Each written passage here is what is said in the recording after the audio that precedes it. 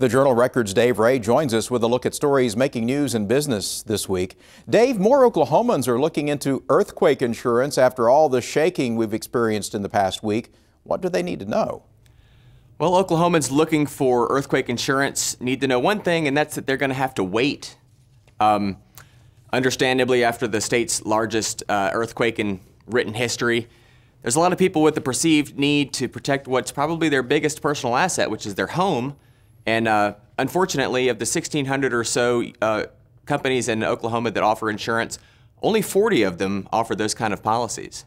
Any idea how long they must wait? I'm not sure. Sorry. Halliburton is facing lawsuits over pollution in the Duncan area. What's the issue there? Halliburton told Duncan residents this summer that their water had been polluted by a chemical that they've been using to clean Cold War era missile casings.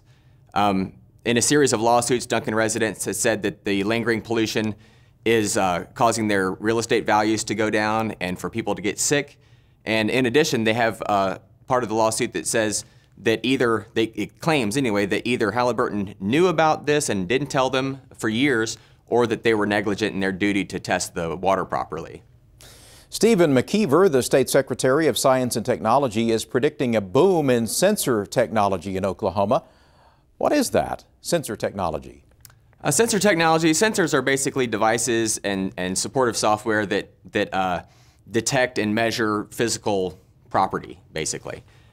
He was speaking at a sensor technology conference, which probably attests to some of the, accounts for some of the optimism.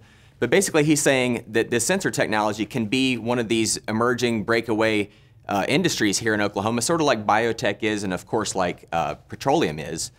And he's saying that there's a supporting market that's here for it, and there's also a lot of innovation going on with the sort of glut of universities that we have around here. And one of the challenges, he says, is identifying specific companies to give tax incentives to and grants to in order to sort of spur the demand that they need. So he is very optimistic. He is very optimistic. The city of Moore has been aggressively pursuing the retail industry in recent years. Is it paying off? It is paying off. They've been giving these tax rebates away to bring in these big heavy hitters. You've got the Moore Warren Theater. They just put in an IMAX theater. You've got the Super Target that just came down to that sort of 19th Street exit hub that's going on there. There's a lot of construction going on there. I know that very well because I drive through it every morning. But what they're doing now is building up, bringing in these big companies, and that means that there is more rooftops and more money. It is booming for sure. Definitely. Dave, what are you working on for next week?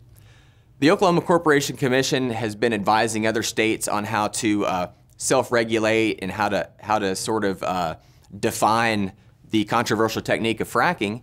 And we're going to do a story sort of pinning them down on exactly what they're telling other states and what they're going through as they sort of battle the federal EPA with their perceived need to regulate everything.